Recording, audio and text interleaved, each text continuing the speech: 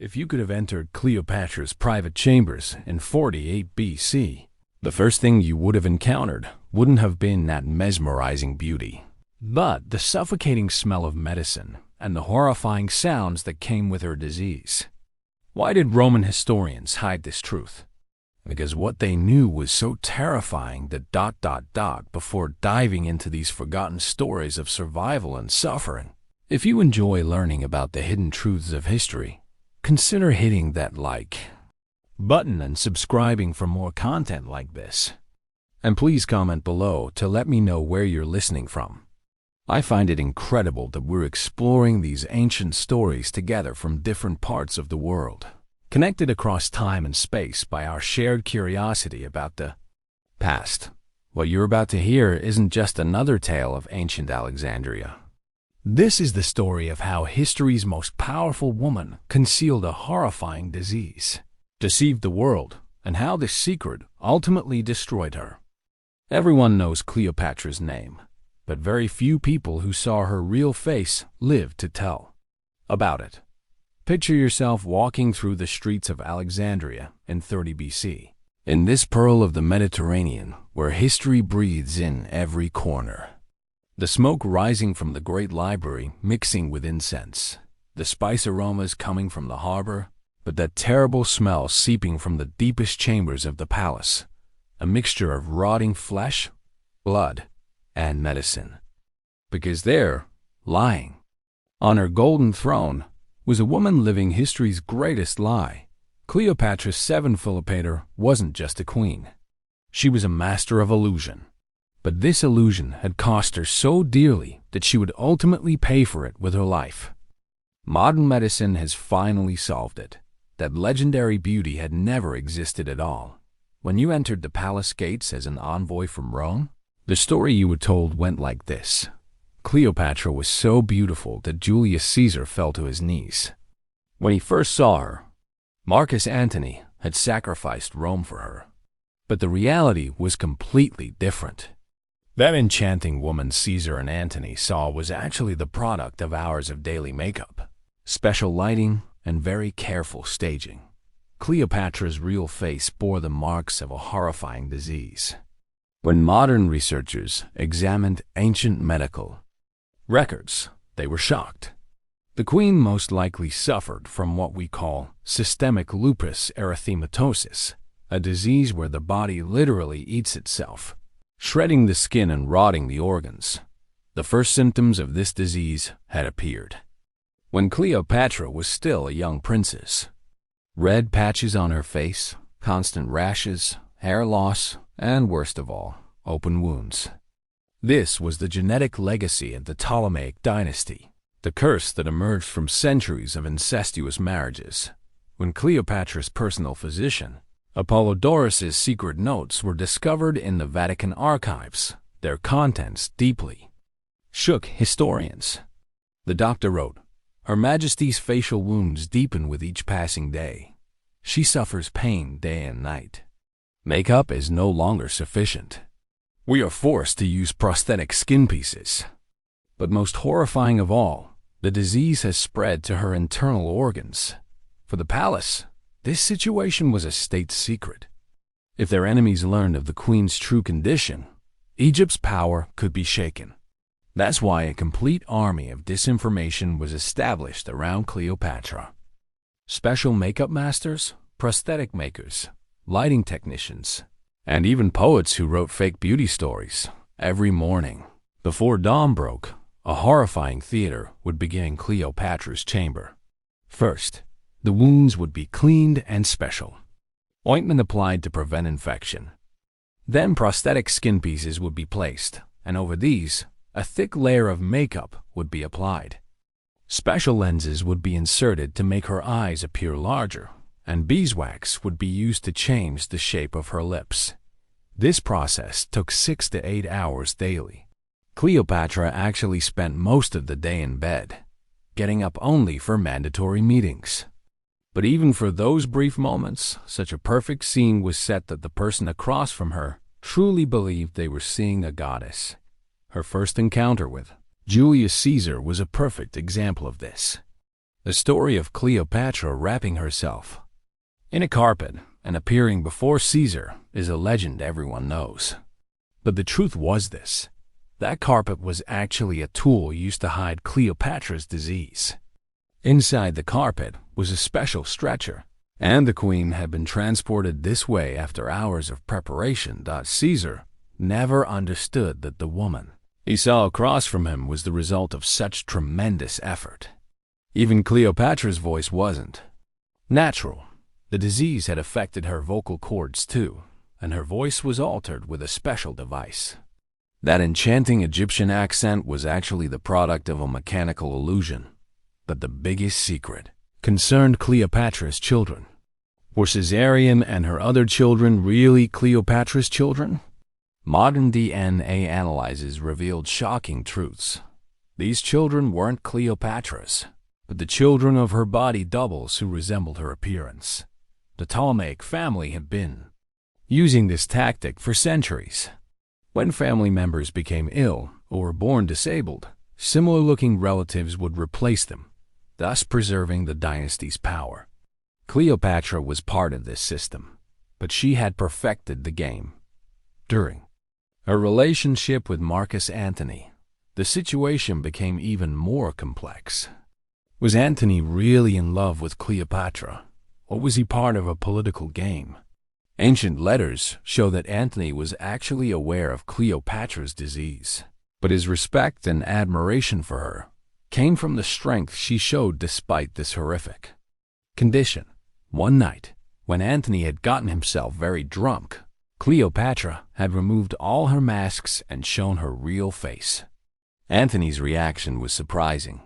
Instead of running away in fear, he became even more attached to Cleopatra. Because at that moment he understood that the woman before him wasn't just a beautiful queen, but an incredible warrior. As Cleopatra's disease progressed, palace doctors began desperately trying the most absurd treatments. Mysterious herbs brought from China, special stones from India, even magical elixirs purchased from northern barbarians. But none of them worked. The most horrifying period was when the disease spread to Cleopatra's internal organs. Her kidneys had stopped working, her liver was swollen, and worst of all, her brain was beginning to be affected. Palace records show that in her final months, Cleopatra sometimes lost the distinction between reality and illusion. One day, she had a complete rage attack and shouted, "I am not the real Cleopatra. I am just a shadow," and had all the mirrors in the palace broken. This incident was so tragic that most of the palace staff who witnessed it began to cry, because at that moment they understood that the queen they had respected for years was actually living in terrible pain. Cleopatra's death was also a result of this disease. Contrary to popular belief, she hadn't committed suicide with snake venom. Modern medical analyses show she died from organ failure caused by her disease. But even in her final moments, she had staged herself so that history would remember her with a legendary suicide story. Just before her death, Cleopatra wanted to see her real face one last time and removed all her makeup. Her close friends who saw her realized that the woman they had known for years had never actually existed. The real Cleopatra was covered in wounds, pale, but incredibly strong, a warrior. For Cleopatra's funeral, the palace staged that great illusion show one last time. Her mummified body was so perfectly made up that even after death, it reflected that legendary beauty. This was one of history's greatest stagings. Why did Roman historians hide this truth? Because Cleopatra's real story was much more powerful than the love and beauty tale they wanted to tell. The real Cleopatra had built an empire not through beauty, but by hiding her disease with incredible willpower and intelligence. When modern archaeologists found medical papyri in the ruins of Alexandria's palace in 2019, they discovered something that would shake our understanding of ancient history forever. The documents, written in ancient Greek and hieroglyphics, contained detailed medical records of what the palace physicians called the royal curse. The papyri revealed that Cleopatra's condition was far worse than anyone had imagined. The disease hadn't just affected her skin. It had caused massive internal bleeding, kidney failure, and what ancient doctors described as madness of the blood. The symptoms matched perfectly with what we now know about systemic lupus erythematosus, a devastating autoimmune disease. Dr. Sarah Mitchell, the lead archaeologist on the Alexandria dig, told me in an exclusive interview. When we first translated these documents, we couldn't believe what we were reading. Here was evidence that one of history's most famous women had been living a complete lie. But what amazed us even more was the sophisticated medical knowledge and theatrical techniques used to maintain this deception. The papyri describe in gruesome detail the daily medical procedures Cleopatra endured. Each morning, palace physicians would drain infected fluid from her joints, apply mercury-based ointments to her lesions, and use primitive surgical techniques to remove dead tissue. The pain must have been excruciating, yet she maintained her public appearances with superhuman determination. One particularly haunting passage described Cleopatra's reaction to seeing her reflection in a polished bronze mirror. Her Majesty wept for 3 days upon seeing her true face. She declared that the gods had cursed her bloodline and that she must become a master of deception to save Egypt from her enemies' mockery. The deception wasn't just about makeup and prosthetics.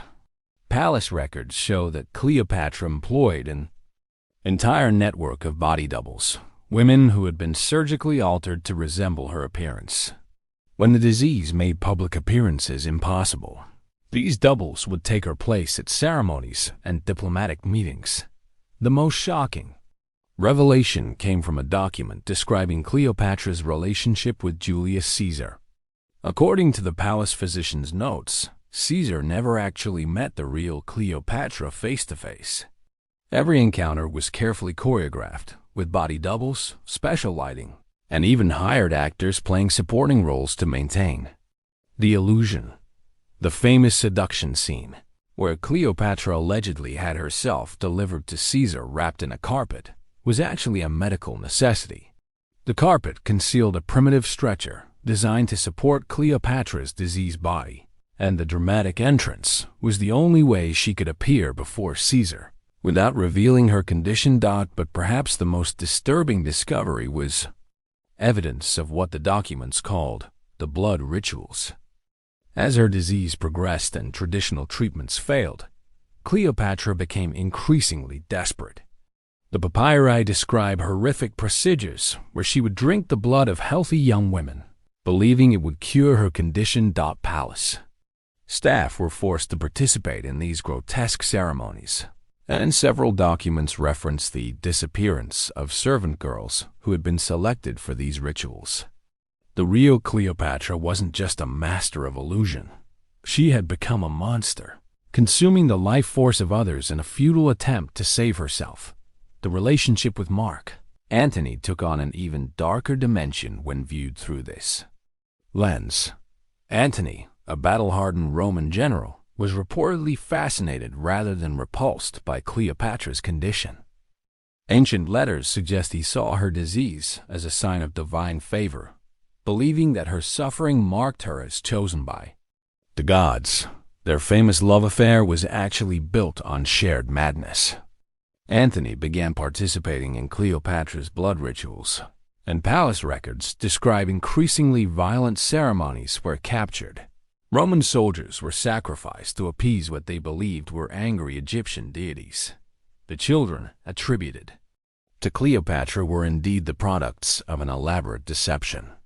DNA analysis of mummies believed to be her offspring shows no genetic connection to the Ptolemaic royal line.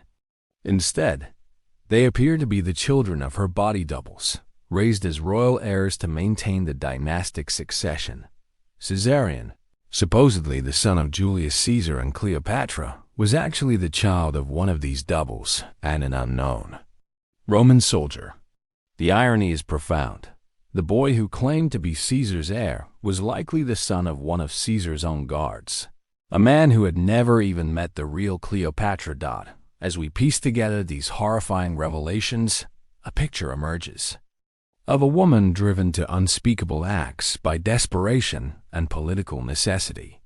Cleopatra's Egypt was surrounded by enemies, and any sign of weakness in its ruler could have meant the destruction of one of history's greatest civilizations.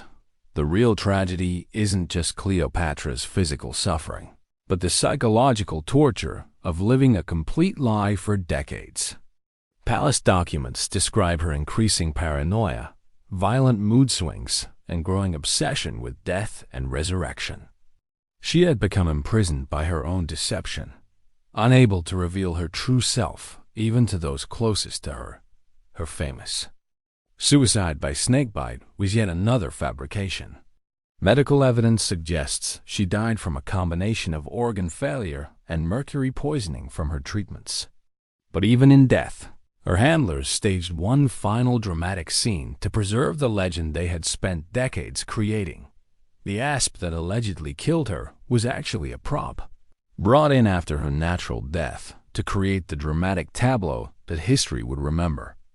The real Cleopatra died alone, in agony, her body finally succumbing to the disease that had tormented her since childhood. When archaeologists opened what they believed to be Cleopatra's tomb in 2021, they found not the perfectly preserved mummy of a beautiful queen, but the deteriorated remains of a woman whose bones showed clear signs of the systemic disease that had consumed her life. The DNA analysis was definitive. This was indeed Cleopatra VII, but she bore no resemblance to the legendary beauty described in ancient texts. The implications of these discoveries extend far beyond one woman's tragic story. They force us to reconsider everything we thought we knew about ancient Egypt, Roman politics, and the nature of power itself. How many other historical figures were living similar deceptions? How much of what we call history is actually carefully constructed? Mythology? Dr. Robert Chun, a specialist in ancient DNA analysis, put it best. Cleopatra's case shows us that genetic diseases were just as devastating in the ancient world as they are today.